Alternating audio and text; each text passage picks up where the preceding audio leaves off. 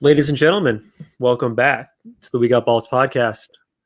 I am your host, Steve Trudeau. With me, as always, my co-host, Michael Almeida. Mikey, how are you today, buddy? I'm doing well, buddy. How about yourself? Fantastic. No Emmanuel Pacheco today. We desperately we're hoping you could join us, but we miss him greatly. So, Emmanuel, you're in our hearts. But we have a better Canadian with us today. Luca Wolf, how are you, buddy?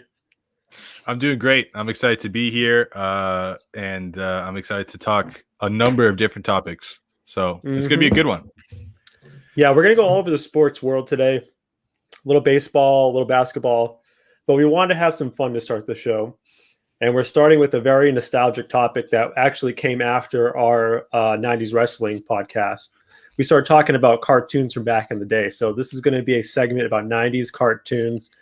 Me and Mike, you're definitely big into this. Luca, you're a little bit younger than us, but I think you'll be able to follow along. So I actually have with me a list of the top 25 90s cartoons according to ranker.com.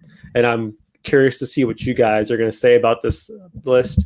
But first, I actually want to ask you individually, like, what was your favorite cartoon back in the day? I'm going to start with you, Luca. Oh man. Okay, I don't know if these are 90s cartoons, but they may be. They very well may. Okay, first off, let's just get the main one out in the open here. The main potato. Pokemon. Fantastic. Every morning before school. I mean, I just let's just, you know what I mean? Like, let's just give respect where respect needs to be given. I think that's a no-brainer. But on a different note, that's not, an OG and something that needs this respect. Oh! I see fingers coming up. Anyone? I feel like you just glanced over Pokemon way too fast. Like, it deserves some respect. Well, let's just pause there. Did I not just say a different tier that doesn't deserve the respect of Pokemon? So because I know you guys are gonna have your, you know what, fine. You want to do it? Let's just talk about Pokemon now. Is Pokemon. So Pokemon was me going in through elementary school, middle school, up until high school. That was the go-to. It was on around 7:30 a.m. and it was the highlight of the morning, obviously. Now I'd like to know how Pokemon has influenced your lives. I think Pokemon is really interesting because it spans so many generations now. I had Pokemon cards.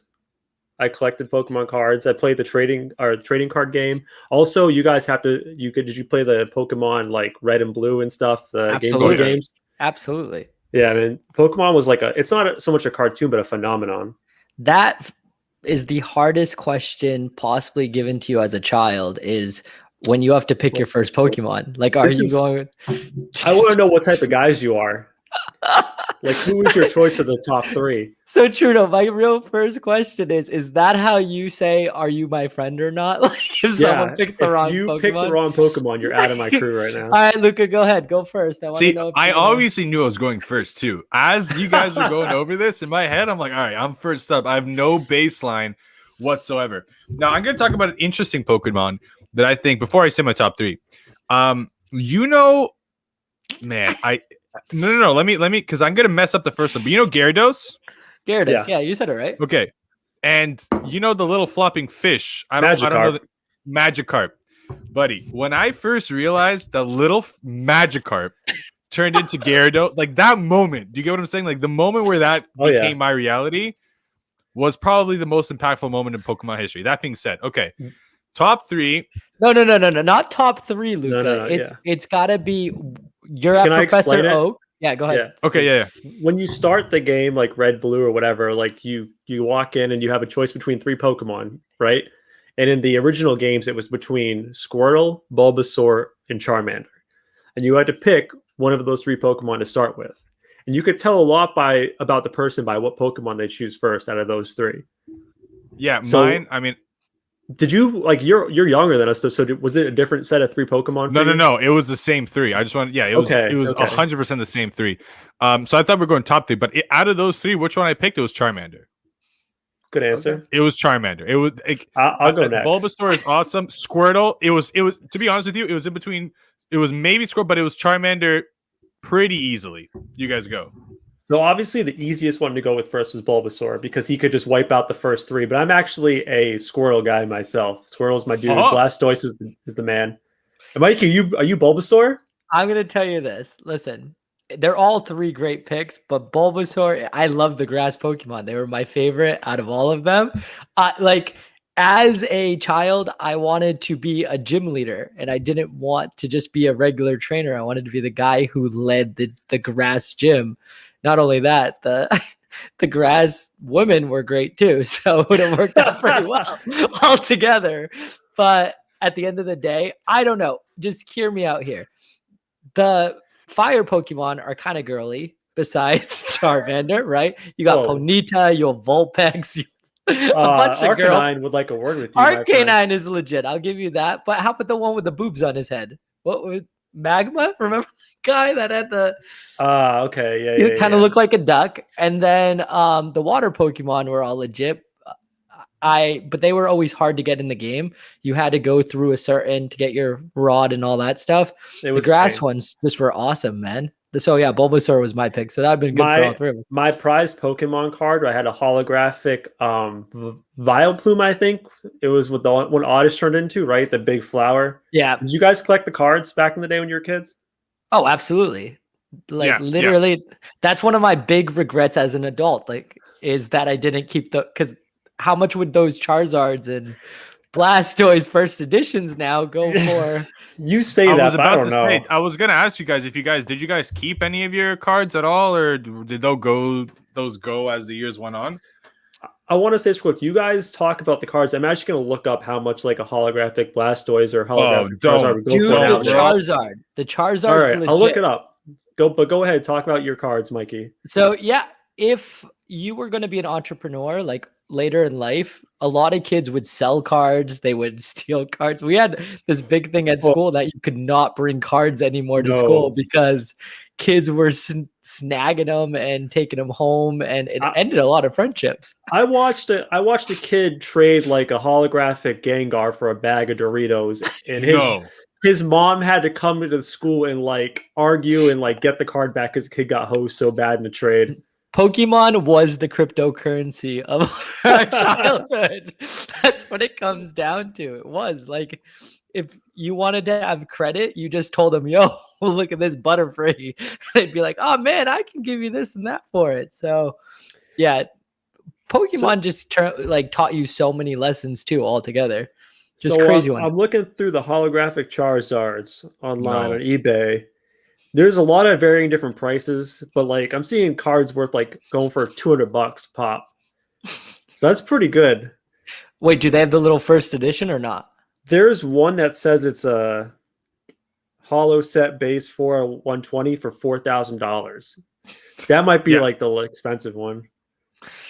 I have no idea. What's cool about Pokemon, and I was even reading about this, is like across various cultures, different parts of the world, and different generations, it still holds, like it's still like a staple. Like it's really hard. Like you can influence like an area or region or even like a native speaking group of people. But like if you talk to like family members I have in like Croatia or in Serbia, like you say the word Pokemon more or less anywhere in the world, you're going to get some sort of a response, whether that person is 10, 15, 20, or 50. Like it's crazy.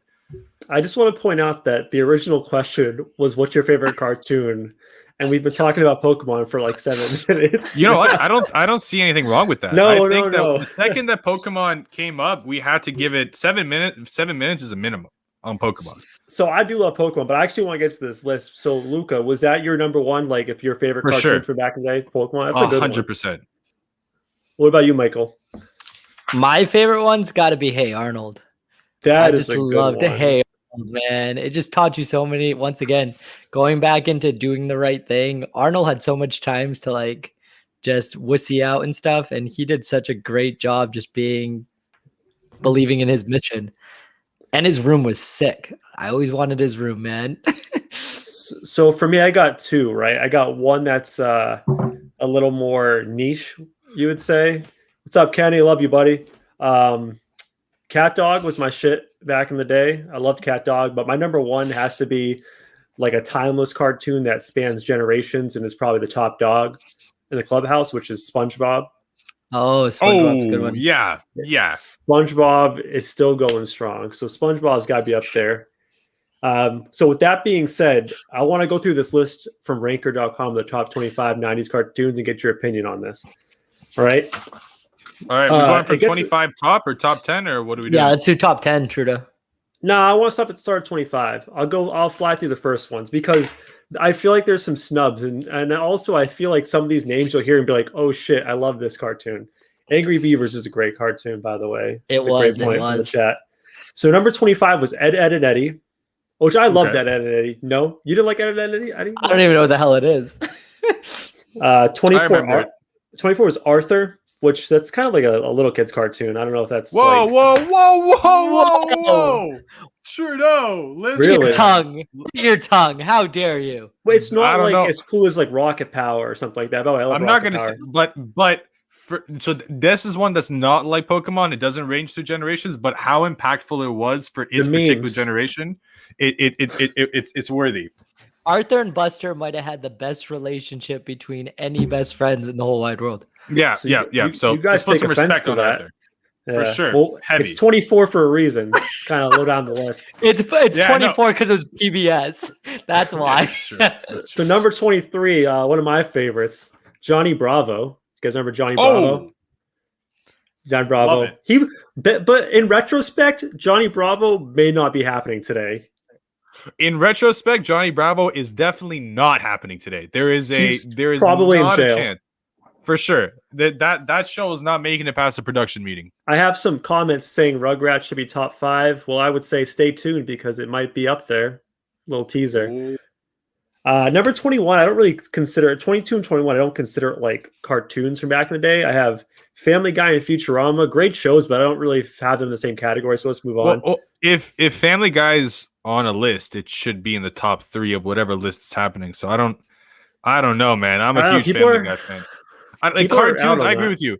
Cartoon, it's more of like an animation. Like cartoon, Right. when I think of cartoon, I think of like young demographic, childhood memories. Like I don't know, man, but Family Guy doesn't really fall in So that. we're getting to some good ones. Let's just peel through them. So number 20, I got Cat Dog, which I already said I loved Cat Dog.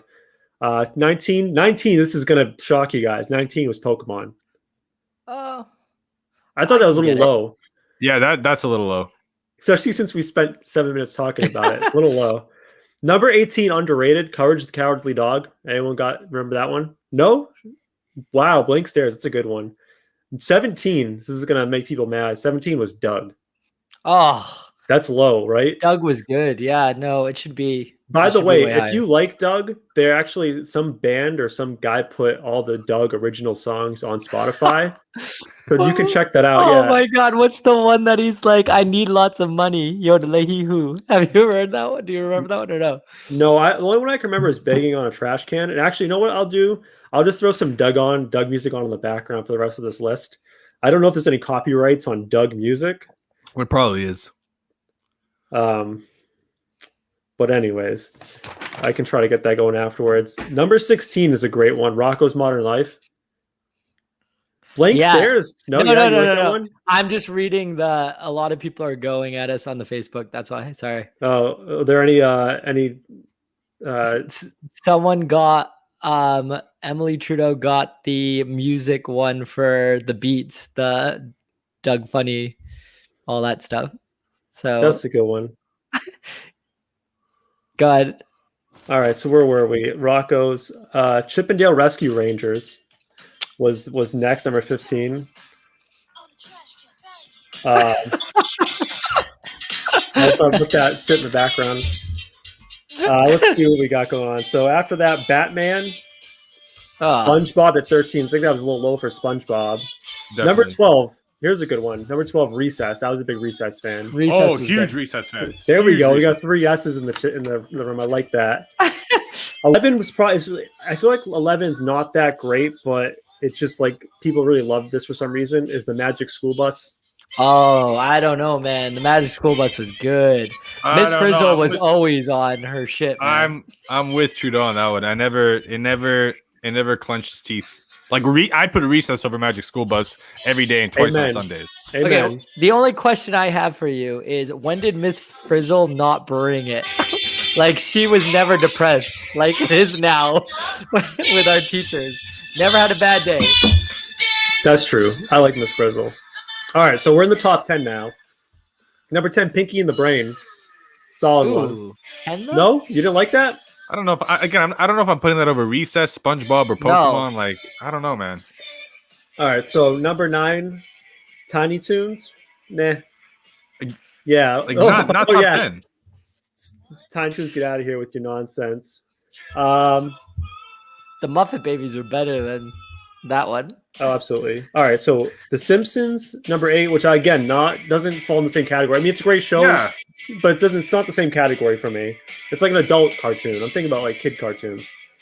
Animaniacs, number 7. All right, yeah, we're not too high on this. Teenage Mutant Ninja Turtles, number 6. I feel like everyone likes the Ninja Turtles. Mikey, you not a Ninja Turtle fan? I love the Ninja Turtles, but I thought it was more like an action. I'm thinking of the movies, maybe that's why. Yeah. No, the cartoons are actually pretty dope. All right, top 5 they bring it in the top 5. Okay, All right? I have not said Rugrats yet, so Rugrats maybe top 5. where it should be. Number 5, one that has an argument for number 1. Hey Arnold. Love Hey Arnold. Okay, Number 4, underrated, and I'm glad it's number 4. Powerpuff Girls. I mean, you were a little boy. You were like, I don't want to watch the Powerpuff Girls, but I'm sure a lot of girls watch them. Or like, yeah. I'm sure it did well. It was a good one. They were solid. I respect. And they're somewhat iconic to it as well. Just like SpongeBob, like the three, like they're there. They were like the only cartoon where like it was girl leads. So I think it was good. All Real Monsters is better than Powderpuff Girls. I'm gonna have to break it to everybody. All Real Monsters did not make the top 25. Oh man, yeah, this is garbage. I know. All right, top 3. Number 3, DuckTales. Yeah, I don't know. People like DuckTales. Number 2, great cartoon. I'm surprised it's number 2 though. Dexter's Laboratory. Number 2? Who the hell made this list? Dude, Ranker.com. People just rank it themselves. Number 1, and I don't think there's that much of an argument for number 1, is Rugrats. No, Rugrats. Yeah, okay. Yeah, okay. That's the gold standard. I don't know, man. Recess has got to be there. SpongeBob has to be there. Pokemon has to be there. That's 3 right there that I'm not. I don't know, man. Are there any like omissions that like you see and like, wow, why is this not the list besides All Real Monster? There's just a ton of them. What Muppet Babies was better than I have never heard of Muppet Babies. DuckTales.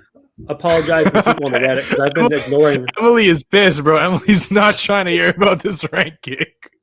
I agree with her. Comments from the Reddit. Some people said Flintstones deserve some love. That's kind of old for me.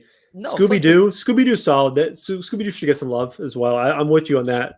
I guess I thought Scooby-Doo was before the 90s, but if it's the 90s, then yeah, absolutely. That's like a gold standard cartoon. Like it's been there forever. We need to like just get our own rankings. It's just that simple. We got balls. 90s. Oh my god, let's do that. So much better than this I don't have garbage. any administrative power, but we could do a little list or something. Either do we. What are you talking about, Luca? Hey, Luca, if you want to make the code and create a list for us, feel free to, buddy. I got nothing for you. Do you guys know the show Ben 10? Yeah, Ben 10. That's another good one. That's kind of late for me though. It's definitely early 2000s for sure, like 100%. But that's why I asked the question as opposed to making a statement. But yeah, I don't know if it's too late to make it on that list, but that was a good one. What about Angry Beavers? Was Angry Beavers in it? It wasn't. Angry Beavers is solid though. There's another one. Oh man, there's just come on. Did you guys like All That, by the way? Heck yeah. All That was awesome. Didn't they just have a reunion? Probably, maybe. I don't know. You might be making that up. No, I'm not kidding. Have a reunion? Friends? Have you ever heard of the show Friends? Yes, can I say something? What? Overrated show. Oh! It's not that good. Watch it back. Actually, watch it without a laugh track too. It's sad. Well, I feel like it's very hard to make a sitcom without the laugh track because there's just such long pauses. I don't know. Maybe I'm wrong, but I just feel like the laugh track is it's like ad libs in a hip hop song. I mean, like if you're J. Cole, you can get away without it, but before we go off the cartoons, are there any non-cartoons that you'd like to throw in for like a great show as a kid? So like for example, like we mentioned All That, right? That's not a cartoon. Or like Keenan and Kel. If that was yours, I'm sorry, because that was my No, jam. Boy Meets World. Loved Boy Meets World. That was a good one. I never watched I'm gonna it. be honest with you. When I was like very young, The Sweet Life of Zach and Cody. This is way past your guys' prime, Yeah. and you're gonna laugh No, at it because you guys no. grew out of it. You guys are already beyond meat, looking down. But being in the gist, I remember that show was pretty. That was funny. Mr. Tipton, like there was some. It was funny. Okay. Mr. Mosby, not Mr. The Tipton. funny thing goodness before you gracious. get in there, Mike, about the Sweet Life of Zach and Cody, I have no idea about it, but for some reason I know Reddit is like obsessed with like this video game of the Sweet Life of Zach and Cody. So I don't know. I just want to throw that out there. It's the only way I know of that name. But go ahead, Mike. Okay, so let me throw you back to a time when everything was amazing. And it's Friday night. You don't have school the next day. You don't have school on Sunday. You And gonna say those Disney words? is playing an original Disney Channel movie, baby. Come on, Johnny All right. Tsunami, All right. Smart Yeah. House. The We list just went goes down this on and avenue. on, No, I'm man. glad I didn't expect to end up here, but I'm glad we did because this is a great place to go. Disney Channel original movies. Dude, Brink. That was my shit. when you buy Disney Plus or whatever, it comes with all of them almost. But I watched Johnny Tsunami again, and I could watch that movie 10. That should have been a feature film. How good that thing was. I don't know about you guys, but go big or go home. Now Any there's other- a question. Oh, sorry. Go. No, go Oh, ahead. me? I was Okay. going to ask you if you had anything. Well, I have a question. Yeah, there's a ton, but I'm looking at Disney Channel now. So there's a question. Do we grow out of the content? Like I've looked at Disney Channel now and said, it's not as good as it used to be, and I've heard other people say that, but Because there's you're in two your things 20s, going. buddy. That's what I was about to say. Did we grow out of the nostalgic part, right? It wasn't part of our childhood, and because we don't have that nostalgic element, we don't see it the same way, or did it actually just get worse in content? What do you think? Is it a mix of both, or Can I say before you get in, Mikey? I used to love Brink, the Disney Channel original, as a kid, and me and my wife actually watched it during the pandemic because we got Disney Plus, and I have to say it's a terrible movie. Watching it back, so I think a lot of those movies we liked back in the day, and a lot of those shows were actually not funny at all. But as a kid, they seemed hilarious. Wait, so you didn't want to join the team and get paid tons of money and have long hair? The bad guy was legit in Brink. What was his name in it? Do you remember, Trudeau? I don't know. And is skating not cool? No, I Putting your actually skates love- on? I actually love skating. I actually would buy inline skates and go skating around, but they're actually really expensive. I bet. Because you can't find them anywhere. Can I tell you something? I actually started inline skating as a kid because of that movie. Really? Yeah, I'd skate around the neighborhood all the time. That was the shit, man. Do some jumps. Did you wear the pads? Like the knee Nah, pads I was a and stuff? dangerous kid. I had no helmet, no pads. It was bad idea. oh, That's probably why I have so much brain damage today. The other question, so with all of the movies, Luca, if you watch the first Mighty Ducks, right? You have Coach Bombay drunk and telling kids stuff you can't tell them now. That's what made it great. Like now they kind of mute all of the stuff that made them so good back in the day. I don't know if you've watched the other Lion King. They took out a lot of key parts that probably weren't the best. And that's what Disney kind of does now. It's a different kind of world. But I don't know. If you watch the Mighty Ducks first movie, you'd be like, oh my God. I was babysitting one time and I was like, oh shit, I might have to shut this off because of some of the stuff Coach Bombay was saying. And I'm like, damn. well, That's what made Man. me want to be a coach. I was gonna say there's a lot of like hidden humor in some of these cartoons as well. Like if you see some of the shit they like snuck into SpongeBob that was like adult humor, like watching it back, you'd be like, "Oh my God, I can't believe they had this in a kid's cartoon."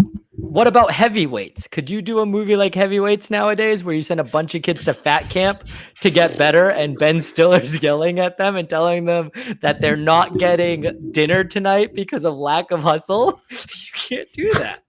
well, No, there's a that's a lot. funny one. There's a lot. Like as time goes on, we're getting more and more limited in terms of where we can go with humor.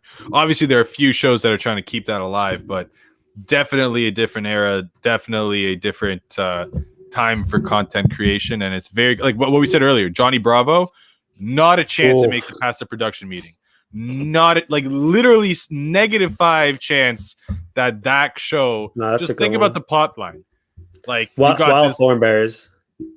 That's a good one. I loved Wild Thornberries. Do you guys remember that one with the little crazy wild kid and the dad was Nigel Thornberry? And he would talk like this because he was from Australia. That's not an Australian accent. That's but a you got really the- good. That's a really good Australian accent. I'm bad with accents, man. I gotta stop trying. So before we move on, was there any like other Disney originals, any of these types of things you want to get into that we forgot that we need to touch on? We could do a whole show on Disney. We could, Yeah, I was gonna really. say if we stay on this topic any longer, we may not even get off it. Halloween mind. Halloween Town, baby. Yeah, That's you've never watched Halloween Town, Trudeau, the first one? Can you explain it? I'm drawing a blank. Like, what is it again? It's about a family who has a grandmother that they don't see very often, and she comes at like the special birthday because the daughter is turning into a witch, and she understands and goes to Halloween Town. It's pretty there's a bad evil wizard. Yeah. When And you then say Halloween Town, I think of what's that Christmas movie with Jack the Ripper in it? You know what I'm talking about? God. Oh, Home Alone. no, What? not Home Alone. He's talking about that stupid one that Oh, the guy. don't say that because you're gonna get lit up in this chat. I'm telling you right now. They're not don't. stupid. They were hollow. I know what you're talking about. It's like I'm drawing a blank on the name. If anyone can help me out with the name, that would be fantastic. Smart House. Someone just said. Jack Skellington, Nightmare Before Christmas. Yes. Yes, that's the one. Okay. Because I believe in that movie. It's Nightmare Before Christmas. I think it's Halloween Town. And also, someone mentioned Smart House is a banger. That one's a good movie. Smart House was legit. Or no, actually, before we move on, Blank Check was my favorite Disney original. I take that back. No, it wasn't a Disney original. That was a feature film. Oh, really? Yeah, it was really good. I watched that the other day too. just On your own, literally- or what are you doing? just trying to figure out the answers of life, man. Hey, man, You get $1 million. You get $1 million now. You can't even buy like 10 Bitcoin. No, you probably could.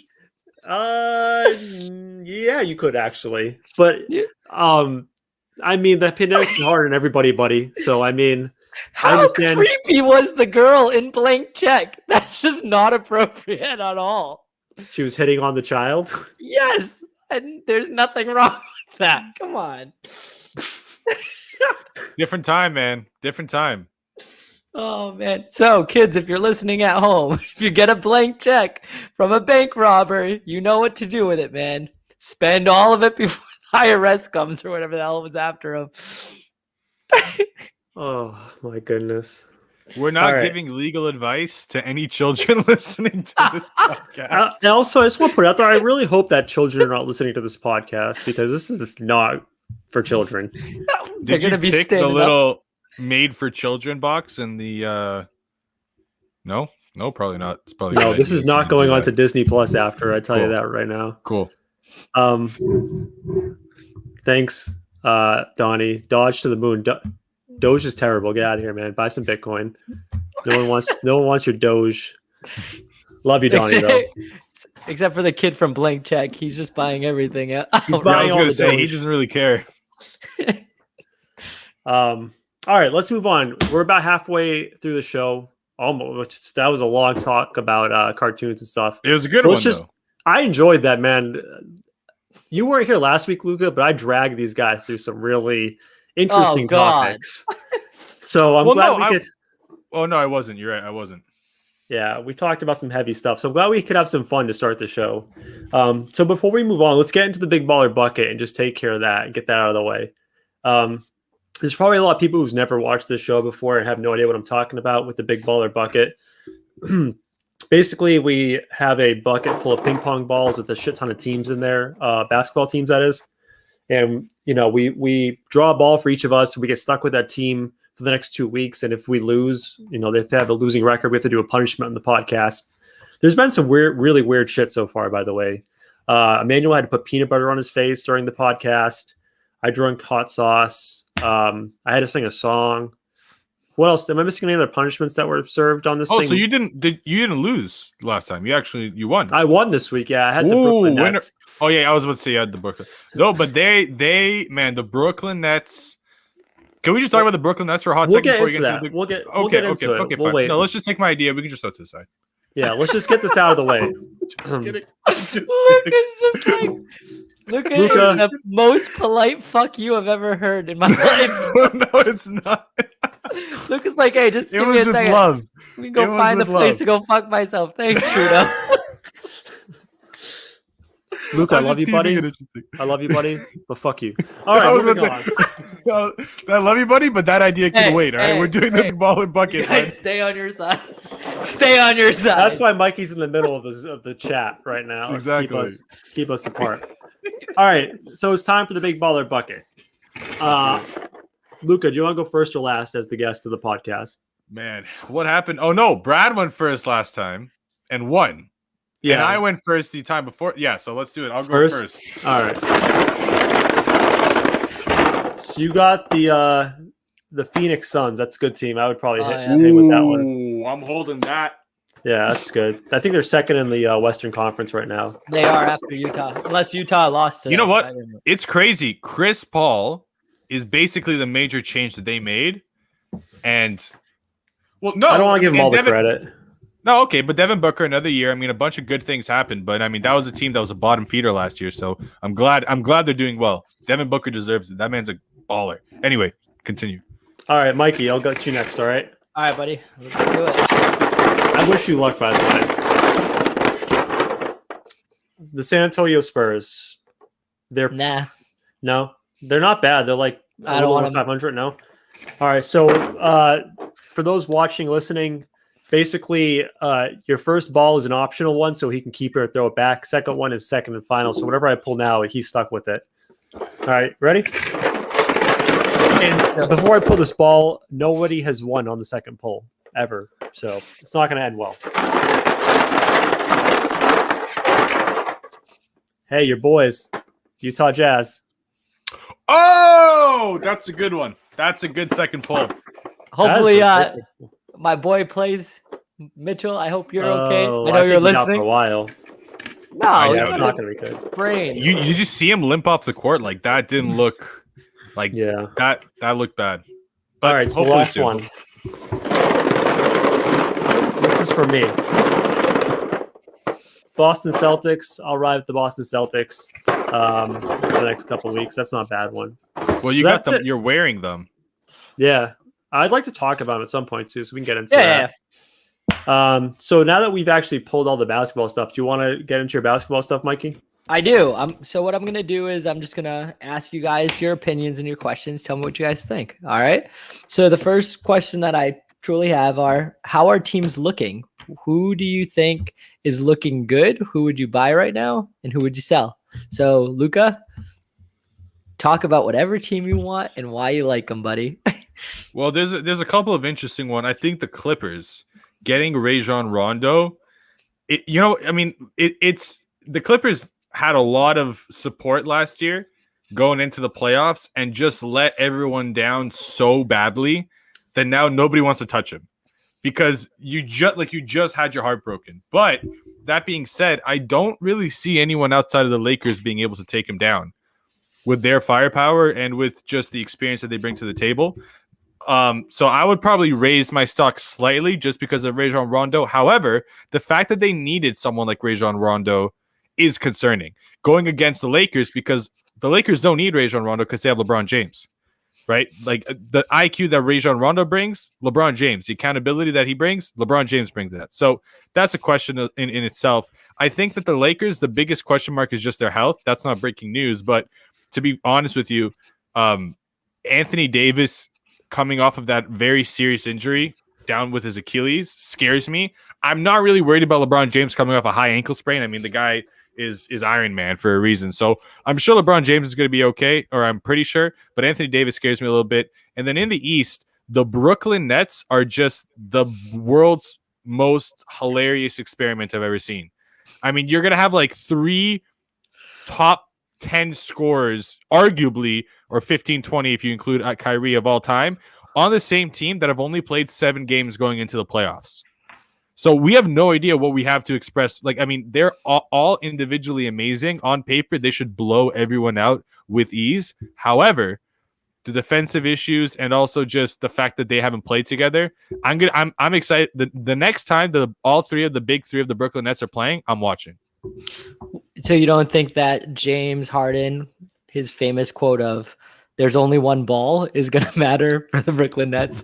I don't. The reason why not is because he's changed his game, not in terms of what his skill set is, but the way they're using him as a pure point guard that isn't. He's in Houston. He did a lot of dribbling, and then more dribbling with a step back three. The ball is moving. They're doing a really quick offense, and I don't see the same issues. However, now with James Harden out and Durant's playing with the ball now all the time, and that's going to have to change where they come through. So, I mean, there is only one ball, but man, if you do the sacrifices needed to win a championship, I mean, we saw that with the big three in Miami. I mean, it's possible. It just takes time generally. So that's the question. Who's your first scoring option if you're the Brooklyn Nets right now? Who, like, tier them from 1 to 3? Ooh. Well, I mean, in terms of you want to go Trudeau? Trudeau just got perked up there. Okay, what do you think, Trudeau? James Harden number 1, Kevin Durant number 2, and Kyrie Irving number 3. It's easy.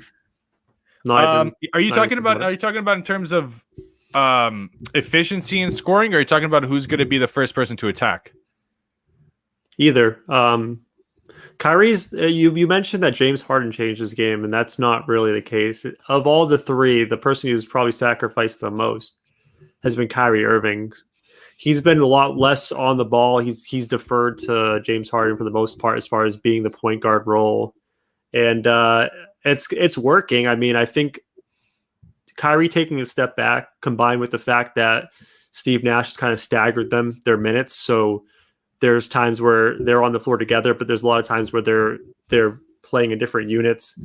So it's worked for the most part. Their only problem has been their bench. They've added some players. Their defense is still atrocious, but they're still scoring like crazy. So it doesn't really matter. I actually don't think they're going to make it out of the East, though. I want to have a hot take on that one. Who do you think is going to make it? I saw an interesting graphic on ESPN today. I was at the gym. So of the 3 top teams, Philly, Brooklyn, and Milwaukee, the betting odds are Brooklyn 1, Milwaukee 2, and Philadelphia 76ers 3rd. And I thought that was pretty disrespectful to the 76ers. I think this might be their year to get out. I think the 76ers are going to give the Nets a hard time in the conference finals. And I have the 76ers, unfortunately, getting to the NBA finals, even though I hate Ben Simmons. Yeah, I can't go that far, because if Ben Simmons can shoot a regular jump shot and maybe even a couple threes, you may have me there. But if you're point guard, if you're playing 5 in the paint, I mean, even though they got shooters and they got Joel Embiid, I can't imagine that the 76ers is going to put enough pressure offensively to really. I know Joel Embiid's going to go off. He's going to be a monster. They have no one to really deal with him outside of an aging DeAndre Jordan. But I don't think that the Philadelphia 76ers can hold with the offensive firepower of the Brooklyn Nets. I mean, with all due respect, if Ben Simmons can spread the floor and shoot threes as well as everything else he does as an elite defender, you got me. But if you're just talking about mano a mano, Brooklyn Nets, Philadelphia 76ers, I think the Philadelphia 76ers are definitely the second best team in the East, and they will make it difficult for the Brooklyn Nets. But if you got all 3 Nets stars healthy and Kyrie, Durant and Harden, I don't see how the 76ers stop them. I mean, I it's think going to be the tough. problem is you're focusing too much on the offensive end. I think 76ers have an amazing defense. Joel Embiid is probably one of the best bigs defending outside of Rudy Gobert in the NBA. I think they have guys who can actually match up well. So you have Ben Simmons, he's an elite defender. He's big. They'll probably put him on James Harden. It's going to make life miserable for James Harden. As far as KD is concerned, Tobias Harris is not known as an elite defender, but he's going to be able to help. And then even when Tobias comes out, they have a guy called Matisse Thybulle. I probably butchered his last name. He's an excellent defender, so they're going to give him trouble on the defensive end. I don't think they have to score with them necessarily, but if they can just limit their offense, they'll be fine. I I love that theory. However, when you're talking about limiting offense, I mean, so how are you going to stop James Harden? Let's just say, by the sake of argument, Ben Simmons is going to hold James Harden, which I don't think is possible. Let's just say, for the sake of argument, James Harden is going to be held by Ben Simmons to a bit of a regular scoring burst. Kyrie Irving can go off at any moment, but if it was just James Harden and Kyrie Irving, I think your point is 100% valid. Kevin Durant having to be the icing on the cake like he was with Golden State Warriors, it's just, at that point, you're going to have your third best defender or your second best defender on KD. And he's 7 feet tall. So if he does a hezzy pull up from 3 and he's shooting from 9 feet in the air, I mean, there's really not much you can do to stop that. As great as the defense can be, there's always going to be an answer the Brooklyn Nets can provide on any given offensive possession. If you double one person, I mean, you got 4, you got to have 4 on 5 you got 3 on 4, and you're gonna have KD and Kyrie being able to create space. It's a tough matchup. It's the same thing that happened with the Golden State Warriors. I mean, if you got 3 people at that caliber that can shoot, it's tough. You can't cover that much ground. So I want Mikey to move us on because I know he had a couple more things. But before we move on, I just want to give you a stat that. Do you like that? This is the move. You say I have one more thing, but I'm going to push off the topic. So let me play. Yeah, I love it. Yeah. That's the play. So no team has won the NBA championship with a worse than 20th ranked defense, and I believe the Nets are 22 right now. So if they do win, it'll be a historic win because no one with that bad of a defense ever won. So I'm just going to go with the numbers on that. As Emmanuel said, I don't know sports, but I know numbers. So yeah, but the numbers would kind of be messed up because you haven't had your 3 best players on the court at the same time. But they're not defenders, so they're not going to help your defense at all. We'll see what happens. It'll be fun. But KD just has to put his arms like that. Buddy, well, KD, man. Wait. So first, the disrespect to the poor Bucks and the Miami Heat. You guys don't think they have Miami. No. Get out here, Miami. Okay. What about the Bucks have a legitimate grievance that they've been disrespected, but the Heat are done. They're done now. I'm with Trudeau on that one. I gotta agree. Did you guys think that the Heat had a chance last year or no? I'm not trying to be a smart ass. No. Can I tell you something? Because I actually watched. I have the league pass, and I watched a lot of the games. And the Heat were my team, to watch last year. They don't play the same. They just don't move the ball the same. They don't play defense the same. It's not the same team. They don't have the same magic. It's just that simple. It's also the bubble, man. Like, LeBron doesn't get enough credit, or maybe he does by some people, but not by others. I mean, it was a tough situation. I mean, COVID, literally, you were just on pause mid-season for 4 months or 3 months, and then the bubble was just a difficult place, and there was no home court advantage. It was so unique, and they got hot. The thing with the NBA 3-ball is that now, if you're hot from 3 for 4 out of 7 games, you put yourself in a great position to win a series. And they did that for 2 series. Tyler Hero was playing out of his mind. Duncan Robinson playing out of their mind. Now you're not seeing the type of production from their supporting cast. Now with Milwaukee, it's going to come down to Ken Giannis. If you build a wall in the paint, can he still be an MVP type player? Because 2 years in a row, he wins the MVP. And that same week, he goes out and looks completely inept offensively because he can't dunk and he can't Euro step. We have a quick question from a viewer. Trudeau, what team are you watching this year? Miami was your team last year. What's your team this year? So I feel like, Mikey, you have the same thing where when you buy one of these sports packages, so I have the league pass. You have, what's the baseball one called? It's just the MLB package. It's okay, so you end up by watching one team religiously for some reason. You just kind of adopt them as your team for the year. And for some reason, I've really fallen in love with the Timberwolves, even though they're the worst team in basketball. They're fun to watch, man. They're very fun to watch. I love Anthony Edwards. He's really good. He's going to be a star. I'm telling you. I have some thoughts about what they got to do over there, but we'll get to that afterwards. The next question I have for you guys, with Murray out in Denver, does that just kill Denver's chances? And now who moves up the chain now that Denver would be dropping?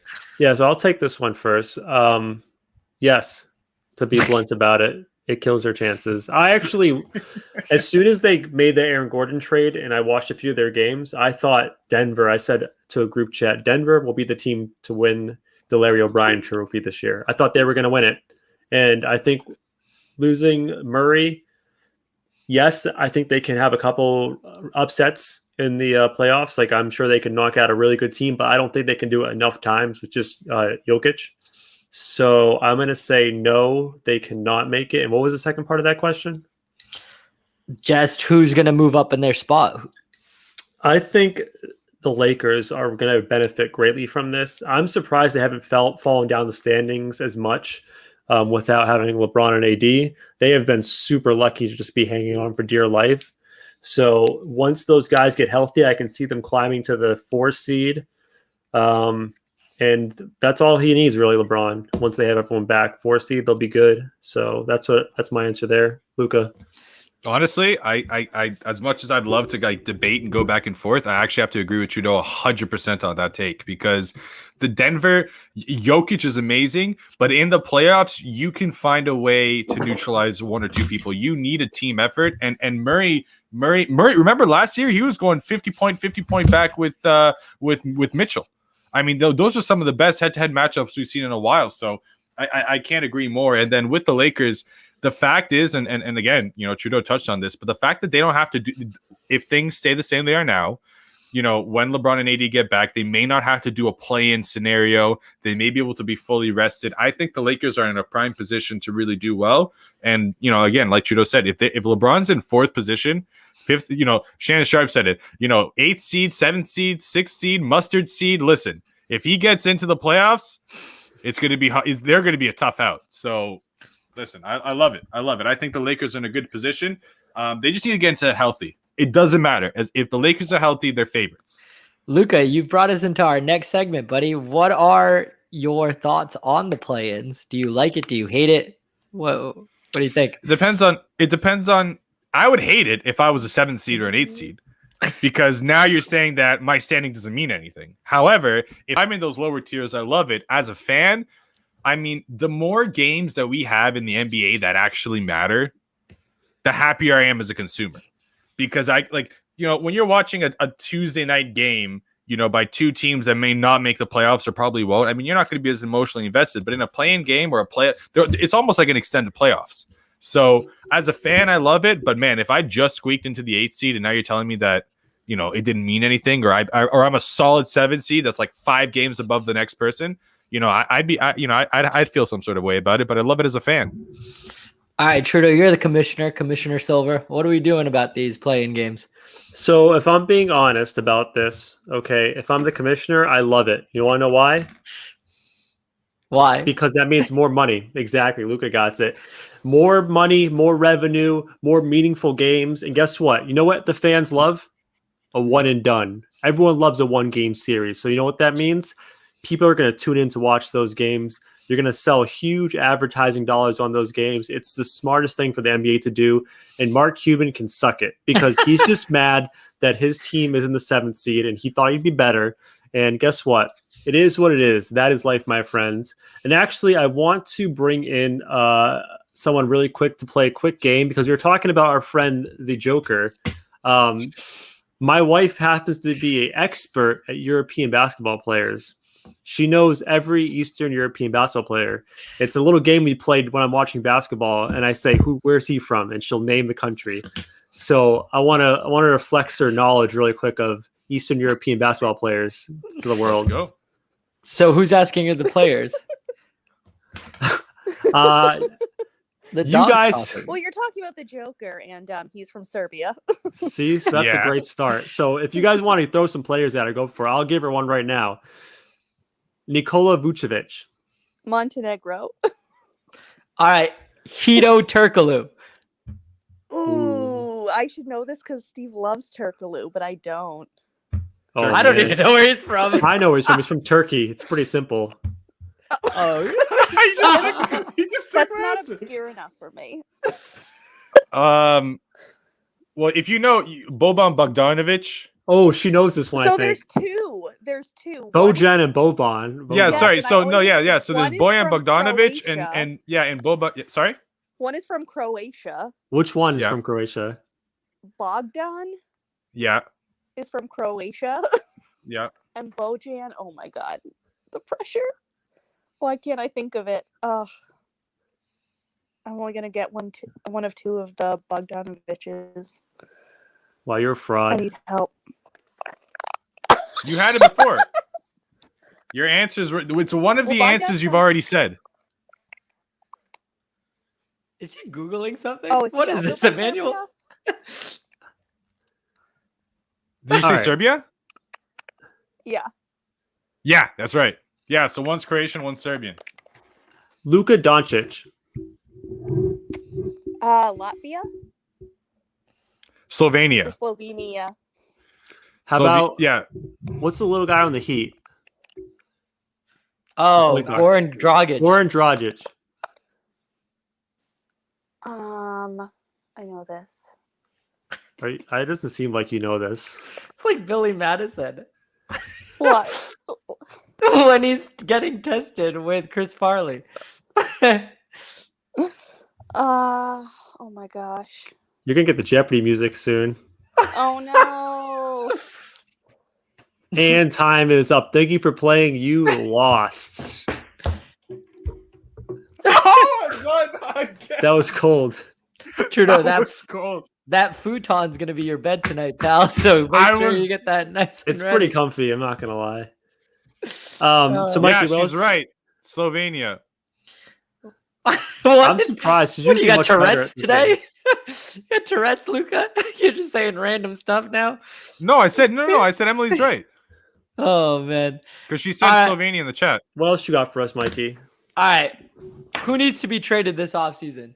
I got you. Let me start with this one. Someone who's watched plenty of Minnesota Timberwolves games, I think it is time to move out the big cat. I love Towns. I think he's a fantastic offensive player, but here's the thing with the Timberwolves, and this is why they're bad. Okay. They have a hell of a lot of talent, but they are super inefficient. They take the dumbest shots. They do the dumbest shit on the court. And you know what? Where it starts? Karl Anthony Towns. And you know what? You want to know why he does it? Because he's been there with a shitty coach for so long, and they've just let him do whatever the hell he wants. And he takes bad shots, and guess what? Everyone else learns from him. It's okay to Do the take same. bad shots. So I think he would benefit greatly to go somewhere where he could be accountable for his shots and his shot selections. He needs to go to a winner. And I don't love the idea of like, this guy's not a winner, this guy's a winner, blah, blah, blah, blah, blah. But he needs to learn how to win because right now he takes terrible shots and he doesn't help the team and he's super talented. So he needs to go for two reasons. One, so he can actually have some success. And two, he's going to ruin Anthony Edwards if he stays there. I'm saying it right now because Edwards is a phenomenal talent, but he's already doing the same shit that Cat's doing. He's taking bad shots night in and night out. And it's just the culture there. It's acceptable. And that just can't happen. Go, Luca. That might be the best take I've heard in a while. I never thought about that because I don't watch a lot of Minnesota Timberwolves basketball. I watch a lot. But that's perfect because right now, Karl Anthony Towns has a huge trade value. Now, I mean, this offseason, like now, in down the line, an injury happens, whatever the case may be, that trade value is going to go down exponentially. So he's still a young player with a lot of talent. And for him, I think he would benefit a lot from having a veteran there that could really show him the ropes and hold him accountable, like you said. And also, Anthony Edwards, that's really what he needs. I mean, he doesn't really need another incredibly young and talented individual. He needs a veteran to show him the ropes and to show him how to be a winner because you don't like boxing people in as winners and as losers. I agree with that. It's a dumb but thing there's to a do, way. yeah. There's a way that you can hold people accountable, and there's a reason why certain people win. I mean, there is a reason outside. Everyone's talented in the NBA. Everyone's athletic, but there's a reason why Kobe Bryant was Kobe Bryant. There's a reason why Michael Jordan, LeBron James are who they are. Again, because here's the thing: Terrence Ross, Terrence Ross, Vince Carter. Those are all people who had the same athleticism as Kobe Bryant and Michael Jordan. Arguably, in a vacuum, you can say one person jumped higher, lower, whatever. But there are certain fundamentals of the game. There's certain studying and cerebral mentalities that Michael Jordan, Kobe Bryant had that those other two that I mentioned didn't. So if you can learn that or if you can be around that, it's going to help your career tremendously. Yeah, and I think with Towns, a lot of his inefficiencies are hidden by the fact that he's so good at basketball. So what I'm saying is like he takes a lot of bad shots, but he still makes a lot of bad shots. So like his numbers are decent, like his shooting percentages are decent. But I watch a lot of games, and what happens is people will get under his skin, and he'll get pissed off, and he'll just start being like, I'm going to take this like he'll go at them, and he'll just take forced shot after shot after shot. And I'm just like, dude, these are bad shots. You're not helping your team win. You're putting yourself in bad positions. And the thing with these bad shots is if you start taking bad shots, you know what that leads to? Rebounds. You know what that leads to? Getting out in space and breaking. That means your defense is not set up when they get down the court.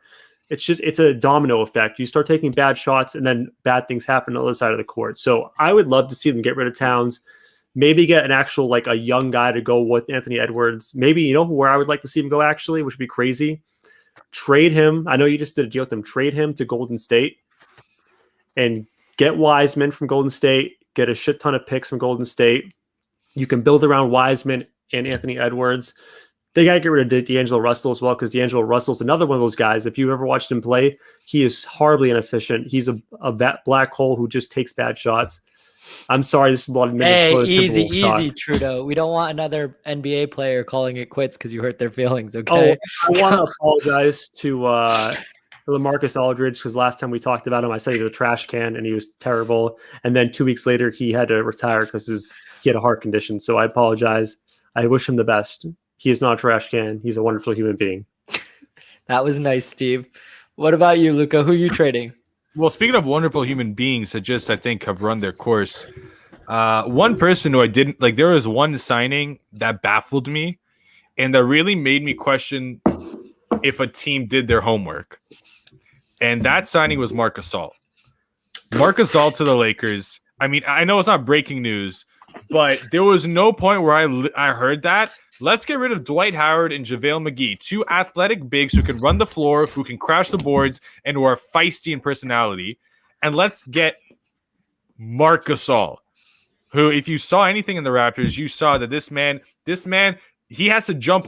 This man moves as quickly as a person does with cement shoes. I mean, it's incredible how slow he is in a pick and roll, high speed NBA league. What am I looking at here? Yeah, what is rings? Trudeau's rings? See these rings? This is all Marc Gasol wanted. He knew he wasn't going to play. Let's be honest. He wanted one of those rings with the Lakers.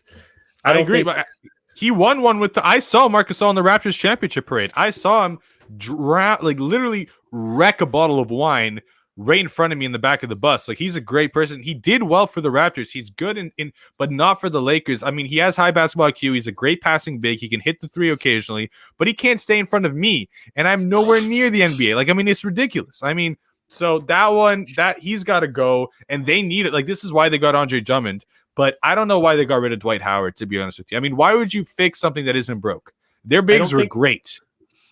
Did they get rid of him, or did he also? They didn't re-sign him. They did not re-sign him. They could have. He made an IG post saying, "I'm proud to be a Laker," and then they pulled the offer from under him, and he went to the 76ers, and he's doing great for the 76ers. He's doing great for Philadelphia. He's still, like, I saw Dwight Howard in Venice Beach. That dude, Dwight Howard and Marc Gasol, one of them is really in shape and looks like he's 27, and the other one looks like it's my uncle. You're comparing the Pillsbury Doughboy to Captain America right now. I'm not even kidding. But that's what they did. They replaced Captain America with the Pillsbury Doughboy. All right, go ahead. In all fairness, Dwight Howard has like 40 kids, so he has to stay in really good shape and keep playing for quite a while, because if he doesn't, it's not going to end well. I do want to say before you get in, Luca, it might not be a basketball thing, though, with Dwight Howard, because he's been known to rub people the wrong way and not be a guy that they want in the locker room. So it could be that sort of thing. The only thing I'm going to say is that LeBron's notoriously known for making it work with just about anybody. But he made it work with Dwight in the bubble. I mean, they won a championship, and Dwight was a huge reason why. Not in every series, but Dwight lived through it. He knows he's not going to play every series. It depends on the matchup, but he did against Denver, against the Yoke, all right, the Joker. He was all over him, and it was clear that he had physical abilities that other centers did not have in those matchups. What's his first name? The Yoke, as you call him? Nikola Jokic. Okay. Don't worry, dude. I'm from Eastern Europe. Like, that's where I got all of it down. I was at a Jalen and I were performing. We were performing at the Dallas Mavericks show. And basically, we did it during a timeout. There's a reason why I'm saying the story. So basically, there was a timeout that happened, and we're supposed to run on the court, and we do our performance. And Luka Doncic was playing, and obviously, as he got fouled, and what was he doing? He was arguing with the ref, like he does, all the time. I love Luka Doncic; he's my favorite player. Him and LeBron James, but he was arguing with the ref, and he was going at it.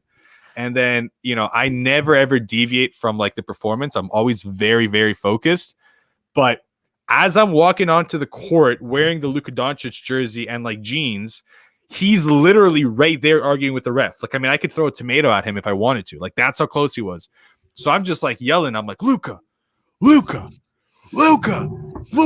Jesse. Like, I'm yelling at him in Serbian. He's Slovenian, but the languages are similar. And like, we know our cue, and we know the music's about to start.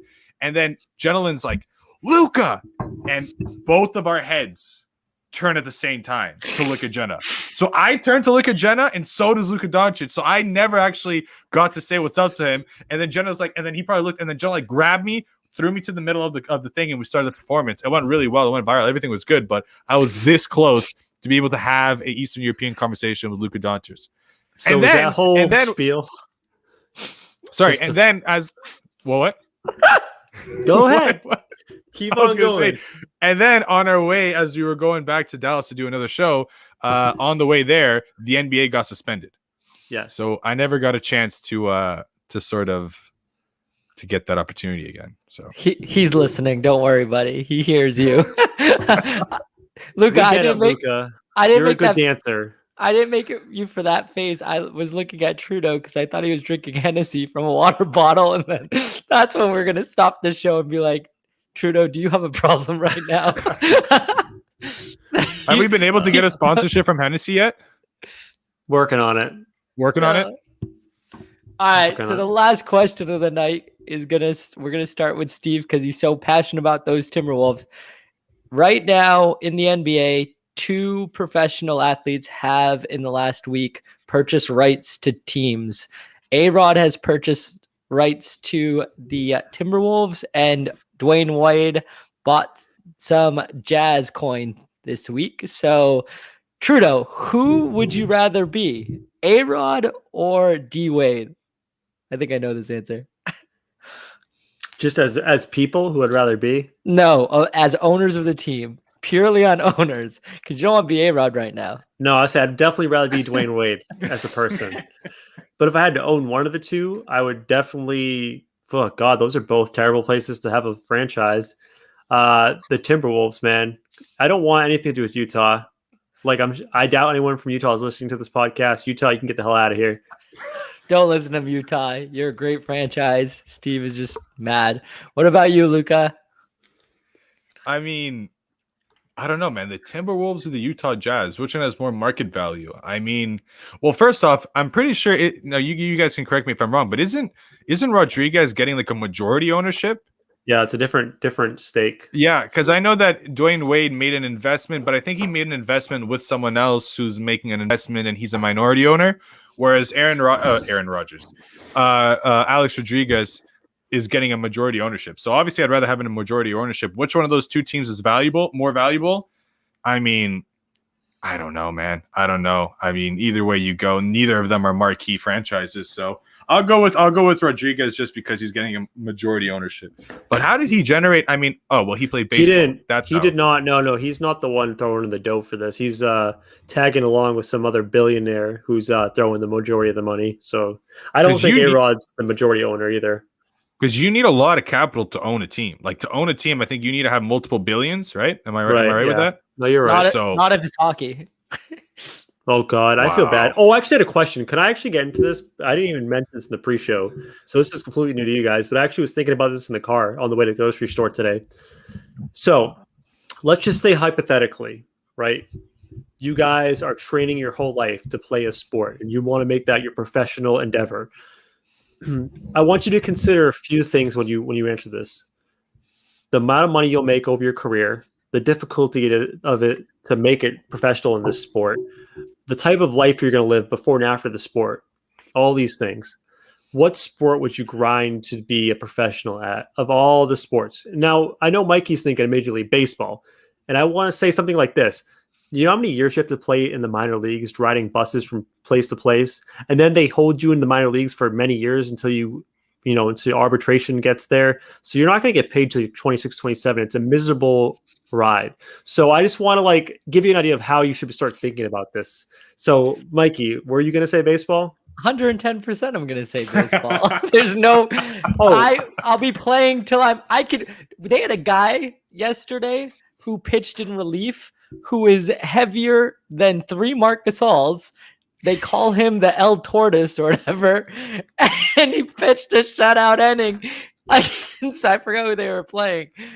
It's irrelevant anyway, because have you seen some of these guys and how they look? You can eat whatever you want. You can do whatever you want. Miguel Tejeda, for instance, I'm not just trying to pick on the Twins, by the way. He looks like he ate the younger Miguel Pineda, and he's like one of their, and he's making millions, man.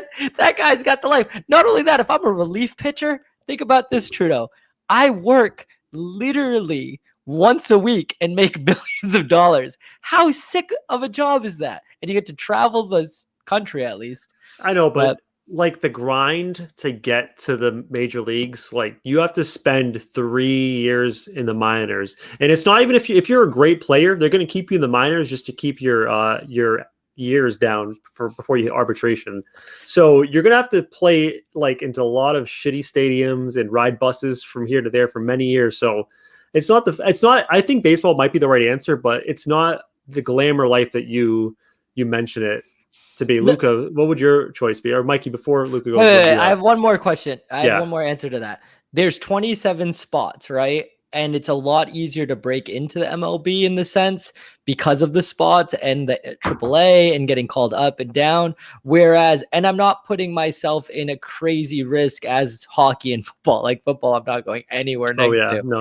So, for instance, and I know that as long, you can always reinvent yourself in baseball. If you're not that great and then you figure out a pitch, you're good for years to come. It's pretty cool. So I would say baseball, but I'm a baseball nut. What about you? Before Luke gets in, there are some comments I want to read off, and I think I agree with this person in the Reddit chat. This Top Red High mentioned golf, and I think golf might be the right answer here over baseball. But go ahead, Luca. Golf could definitely be it. I'm thinking just the major 4, just to make it a little easier for myself. Yeah. But this is a really good question because you have to take in getting there, how long your career is, the money you make, and also your life after. Yeah. So just because of that, I have to remove football. Unless you're a quarterback, maybe if you're a quarterback because of the way they're protected. Right. But let's just go sport by sport. I'd have to remove that. Hockey, I mean, the money you make compared to basketball and baseball is not even close. And your notoriety as a celebrity, I mean, outside of Canada, it's not really that high. So it's got to be baseball or basketball. Baseball, Mikey has a few great points. I mean, your diet doesn't have to be nearly as strict as the other 3. There's literally no cap. So you can make, it's just going to keep going. You can make a ridiculous amount of money. And also, you can play a very, very long life. However, Trudeau, the route to the majors is not very glamorous. Whereas in the NBA, March Madness, college basketball, if you walk in as a college athlete that's playing basketball, you're doing pretty well. And then what I'm going to say in for the NBA, A, you make a lot of money. B, it's all guaranteed. C, yes, there's wear and tear and conditioning, but not to the level of football. And the biggest thing is that the notoriety, the brand deals that you can bring in as an NBA player compared to an NFL player is huge because they see you like LeBron James, even Dwayne Wade, even these other Luka Doncic is a household name. So and beyond that, the long-term injuries you're going to have are not nearly as close to the other 2 that I mentioned. So I'm going to go with NBA, even though Major League Baseball is a close second. But I don't even think hockey I mean, I don't know how hockey's even in the discussion here, to be honest with you. All due respect to hockey. Love hockey. I think it's the hardest sport ever, but yeah. So our Facebook Live is a little delayed, right? And I have the Dodger and the Padres game up. So when Luca's talking, it looks like I'm rolling my eyes at Luca. Or I just look like there's something wrong with me and getting possessed. So sorry, Luca. Luca, I want to give an answer, but Luca, you were talking about a fight pre-show, right? You were mentioning something about a fight. Can we get into that afterwards? Because I think someone in the Reddit chat mentioned a fight, and I'm like, ooh, that might be what Luca was talking about. So but I want to get to that before we close the show today. My answer of all the sports, I'm saying golf because I think it's the easiest on your body. You can play longer than baseball and golf. Let's be honest. Absolutely. And you can get a shit ton of money from sponsorships if you're good. Like you have all the brand sponsorships. Of the big four sports, I'm going to go basketball. Only because I think that baseball, even though I hate on baseball, I think baseball players are a bunch of slobs. But to be fair, it's probably the hardest sport to play from a skill standpoint. Like you have to be very, very talented to play baseball. It's a very difficult sport. Basketball, if you're like born 7 foot, you will probably have a shot being in the NBA. So that's my answer. Can we just all agree universally the worst sport is probably football? Absolutely. Or hockey. I guess like at least in football, you're getting paid to be beat the shit out of. Hockey, you're getting like $10 in a Snickers bar every game. Depends what team you play for. You could probably get yourself $100,000 or something like that. So Luca, what do you got for us on this fight thing you were talking about? Because I want to know now. Cool, Luca. I don't think Luca can hear us. Yeah, so Luca really want to talk about a fight. I don't know. He looked at you when he was talking about it, Trudeau. He was like, what did I say? Is it because I disrespected hockey and he's Canadian? He's very upset now. He doesn't want anything to do with us. He's really upset. He's throwing his headset. He's very upset. I didn't think Canadians got this mad. Yeah, I'm not sure why he's so angry. It's got to be that or, his mic is just muted. All right, see you later, Luca. He disappeared. Anyways, so Mikey, did you want to talk about a little baseball before you get out of here? Because I know you love your baseball. No, we'll stick to baseball for next week. We'll do the whole show. Plus, the Dodgers are going to play the Padres again next week. So another playoff game. Oh, here he is. Luca, what's up, buddy? Man, I don't even know what to tell you. I got a call on one end, and then I got an Amber emergency alert, and then everything froze. So I thought that was you. Yeah, it was okay? Like, I'm more than fine. So, I can't say that for everyone now. It seems that this alert is out, but yeah, I mean, but I'm back. I don't know what the heck happened there. Sorry about that. So what about this fight? What is this fight? Oh my God. Okay. So thank you. This is the topic I wanted to get to. I'm so excited about this. Okay. Cause I want to hear your opinion on this. So there is a fight that's happening tonight. This person called it. Is it Jake Paul? Yeah, so yes, it's a YouTuber going up against a UFC fighter. And they're doing boxing, so which isn't either one of their specialties, I'm going to go ahead and assume. There's another fight that's happening that's a YouTuber versus TikToker fight. So my general question is twofold. A, will you guys be watching the fight tonight? B, how do you guys feel about these like exhibition non-boxing fights with personas and kind of people who bring in viewers? Like, is that disrespectful to the sport, or do you guys see it as just an entertainment grab? I don't know, Mikey. I'm ready to go, but if you want to go for it. Isn't that what Celebrity Deathmatch was? Do you guys remember that show? They're just trying to legitimize it. You know what I mean? I mean, that was obviously, I'm a bit familiar with the show, but it was kind of like not a joke, but you get what I'm saying. They're trying to make it like this is a real fight. So you got Jake Paul. Jake Paul's the guy who knocked out Nate Robinson, who's an ex-NFL player, and just kind of put him to sleep. NBA. Yeah. My bad. Jake Paul's worse. Yeah. So give me your take. I have plenty of opinions on this. Let's roll. Jake Paul is a big trash can. That's what I like him as much as I like the Houston Astros. So let's just unravel all of those questions. First of all, do I think it's an affront to the sport of fighting? Dude, the sport of fighting, whether it be boxing, UFC, whatever, it's just people beating the shit out of each other. There's no there's no honor in it. I mean, I'm not disrespecting people who fight, but like I'm not going to sit there and say there's some sort of like holy like element to it. Like if people want to fight and beat the shit out of each other, go for it. Whatever. There's no sort of like special thing about it. Second question, Jake Paul versus some other guy. I hope Jake Paul gets his ass beat. I don't know anything about the guy, but I know he's a clown. So that's all I need to know. And then the YouTuber and the TikToker, is there a way that they can both just beat the shit out of each other and both just get the out of my life? Enough for this. Can we just be honest? We're all tuning into these fights just to see these YouTubers get the shit beat out of them, right? Can we just all be like, we all wanted Nate Robinson to beat up Jake Paul? I'm pretty sure everyone was like on that team, right? Yeah. So we're all tuning in just for that.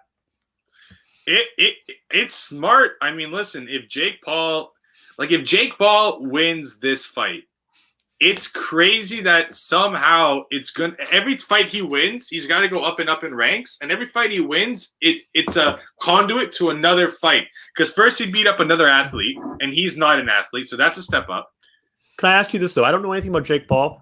How big is he? Because Nate Robinson's he's not big. Because Nate Robinson's like what, 5'8"? It's hilarious. It's because it's such a good job on their committee. Like, how do they pick Nate Robinson? Just enough cachet as an athlete, a slam dunk champion. Yeah, we know his name. Like just enough to be a draw. But I mean, the guy's 5'8". I mean, he weighs as much as Trudeau's left bicep, for crying out loud. I mean, like let's call a spade a spade. Also, can we be honest about the Jake Paul and Nate Robinson thing? Nate Robinson did not take it seriously. He did not train to be a boxer. Like, no, Jake Paul has been training to fight. So like one guy took it seriously, the other guy didn't. I am just waiting for the day this guy gets his ass beat. Is he the guy? I don't know anything about him. Is he the guy who was like got shit for taking a video in like a forest where people were hanging themselves or whatever? That's his older brother, Logan. Whatever. They're all trash. I don't know. Yeah, I don't know the ins and outs of that. I'm gonna go ahead and assume that that's it. I could be wrong and completely wrong, but I'm pretty sure there's a reason why you connected the names. Okay. But yeah, I mean, yeah, go ahead, Mikey. Come on, talk us out of this. So no, I want to talk us a little back into it. All right. So let's say I'm the agent of Jake Paul, a clown who has literally no talent at all, and I'm going to get his ass handed to him and get paid to do so. That's a great job, because when you have no talent except for posting whatever and doing all this nonsense, you should get your ass beat when you're trying to fight someone. If they need, you watch Family Guy, right? Isn't there a scene where Lois gives Peter his cake so that he feels good, even though he has no reason to get it? That's what all these TikTokers do. Not all of them, but the ones that go out there and want to fight people. This seems like this is middle school again, where you're like, hey, did you touch my Capri Sun? You're going to see me afterwards. What a clown. I hope he gets knocked out and they just end this nonsense. Can I want to dismount the show on something very funny. Did you guys see about the Jose Canseco boxing match? Are you familiar with that? I love Jose Canseco, so what about him? Are you familiar with what happened like a month ago with Jose Canseco? No. So he did an event with Barstool to have him fight one of the Barstool interns in a boxing match. And he was paid $1 million for this. It was just like set in stone. All you got to do is fight. You don't have to win for $1 million. And then 10 seconds into the match, he just fell to the ground and said his legs hurt and lost the fight and just cashed $1 million. So that's celebrity boxing for you. So that is why I will not be watching the Jake Paul fight tonight. Trudeau, did they have to rent out like a stadium for that? Because that'd be amazing. They rented out. I mean, it's during the pandemic, so there was no fans, but they rented out a ring. They had it professionally set up. It was pay-per-view. People paid money to watch this thing. And he just fell to the ground limp after like 10 seconds. I'm going to watch this. This is amazing. I got to see that. I implore you to watch it. And ladies and gentlemen, I want to thank you for watching the show and dealing with our nonsense today. I want to give a big shout out and thank you to Luca Wolf for joining us. I want to say, please rate, subscribe, review to the podcast. Definitely helps us out. Lets us know you're listening. We do this thing once a week. We're going to release this podcast on Monday, and it'll be released every Monday until we are all dead. Maybe. I don't know. That just got really dark. Well, talk to you next week. Peace out. It's 9:30.